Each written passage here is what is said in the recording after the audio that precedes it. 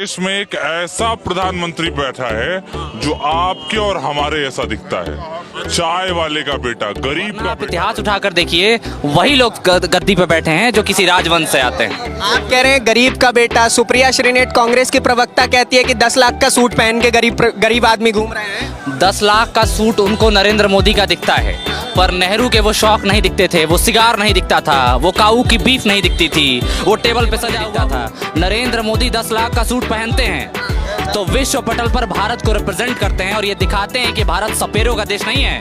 भारत आज 5वीं सबसे बड़ी अर्थव्यवस्था बन चुका है। तो उसका प्रधानमंत्री बैठेगा तो 10 लाख का सूट पहनकर बैठेगा और हर युवा इस बात से सहमत है। एक सवाल मैं आपसे करना चाहूंगा।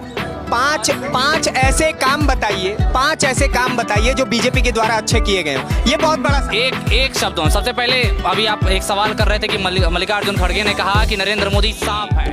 वो महादेव के गले में लपेटे हुए सांप हैं और वो इस भारत की शोभा हैं। जैसे महादेव के गले में वो नाग उनकी शोभा बढ़ाता है, उस तरह वो व्यक्ति भारत की शोभा बढ़ा रहा है। दूसरी तरफ रही बात कामों की, बस एक, मैं युवा हूँ, बेरोजगारी पे बात हो रही थी, मैं ये कह रहा हूँ कि भारत में सरकारी नौकरी का जो नैरेटिव जो 70 सालों से अंग्रेजों ने फिट कर दिया कि नौकरी करना जरूरी है, नौकरी करना जरूरी है, उस नैरेटिव से इस व्यक्ति ने बाहर निकाला। कैसे?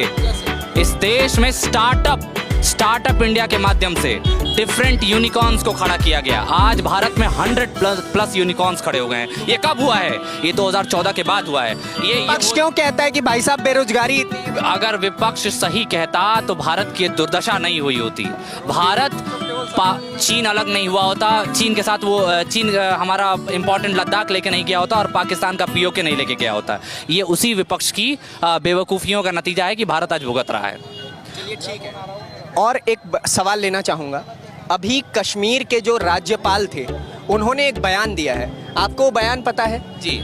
क्या कहेंगे उस बयान को? सत्यपाल मलिक जी से बस इतना ही कहना चाहूँगा, पार्टी के वरिष्ठ नेता रहे, विभिन्न पदों पर कार्यरत रहे, पर एक बात बहुत स्पष्ट समझने की ज़रूरत है कि अगर आपके वैचारिक मतभेद हो सकता है, मतलब हो क्या सकता है, रियलिटी ये है कि उनको कुछ और बनना था, बन नहीं पाए, इस बात की किल्लत वो बाहर निकाल रहे हैं। यानी उनका स्वार्थ पूरा नहीं हुआ, इसीलिए वो देश के चुने हुए प्रधानमंत्री, एक लोकप्रिय प्रधानमंत्री, आज़ादी के बाद इनसे बेहतर और इनसे लोकप्रिय प्रधानमंत्री हुआ ही नहीं। और खासकर आज यहाँ हर एक व्यक्ति, मैं खुद एक सामान्य परिवार से आने वाला लड़का हूँ, आज मेरे ऐसा व्यक्ति विद्यार्थी परिषद या किसी अन्य संगठन में काम करके उनके ऐसे बनने की कोशिश कर रहा है। वो इसलिए कर रहा है क्योंकि इस देश की जनता ने एक गरीब के बेटे को सत्ता दी है, प्रधानमंत्री पद तक पहुँचाया है, और इससे बड़ी लोकतंत्र की जीत 75 सालों में हुई नहीं है। बात बताइए, ठीक है, मान लिया कि वो गरीब के बेटे हैं, प्रधानमंत्री बन गए, क्या एक अमीर का बेटा प्रधानमंत्री नहीं बन सकता? राहुल गांधी बेचारे इतनी मेहनत कर रहे हैं, भारत जोड़ो यात्रा कन्याकुमारी से लेकर कश्मीर तक, क्या वो क्यों नहीं है लायक? मैं बता रहा हूँ। अब मैं इसमें थोड़ा सा एक चीज स्पष्ट करना चाहूँगा कि संघ में और विद्यार्थी परिषद को जब आप करीब से जानेंगे, आम व्यक्ति उसको नहीं जानता है। उसमें एक कॉन्सेप्ट है पूर्णकालिक जीवन, प्रचारक जीवन, मतलब अपना इंसान घर छोड़ के राष्ट्र के लिए निकल जाता है, माँ बाप घर बहन सब कुछ छोड़ के, मतलब देश के लिए। तो वो व्यक्ति अपना जीवन प्रचारक की तरह, विस्तारक की तरह इधर उधर घुमाता है, लोगों के बीच में जाता है, उनकी समस्याएं सुनता है, उनसे सीखता है।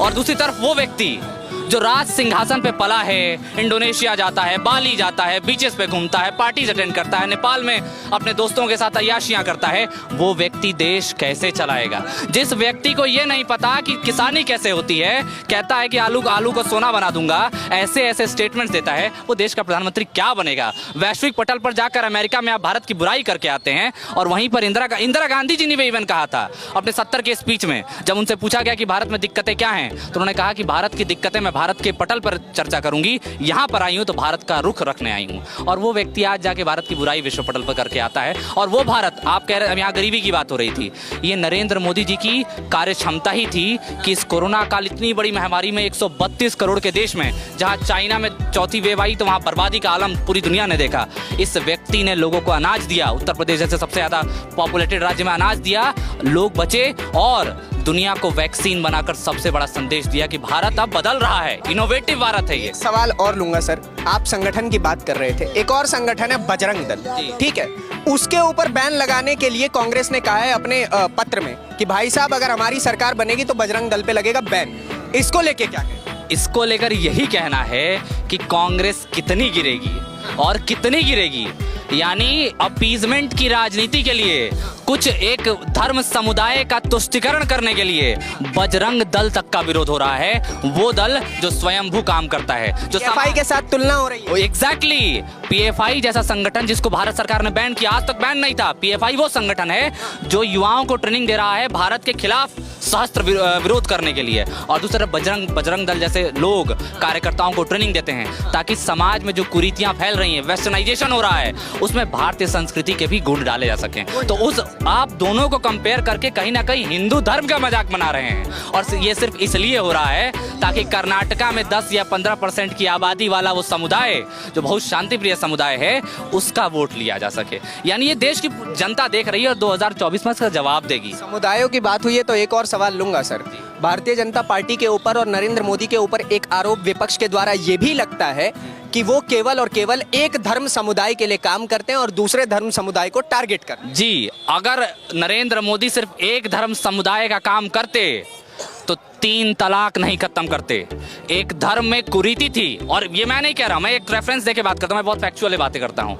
1984 का मामला, जब राजीव गांधी सत्ता में आए, कोर्ट में मामला गया, शाहबानो कोर्ट में मामला गया, और केस में सुप्रीम कोर्ट ने ऑर्डर दिया कि भाई महिला को भाई उसका भर्ता मिलना चाहिए, कम से कम उसका भर्ता तो उसका अधिकार है। राजीव गांधी सरकार ने तुष्टीकरण की राजनीति करते हुए अध्यादेश लाकर सिर्फ वोट बैंक के लिए उस फैसले को पलट दिया। अब कल्पना करो, एक महिला, उसकी शादी हुई है और अचानक उसको सुबह पता चलता है कि उसका तलाक हो गया है, उसके बीवी बच्चों अपने बच्चों के साथ कहाँ जाएगी? वो शिक्षित नहीं है, वहाँ पर शिक्षा की कमी है, हम देखते हैं उस समुदाय में सबसे ज़्यादा कमी है, तो वो कहाँ जाएगी? तो उस समुदाय के लिए 50% समुदाय के लिए नरेंद्र मोदी, वो मुसलमान नहीं है क्या? उन 50% महिलाओं के लिए नरेंद्र मोदी सरकार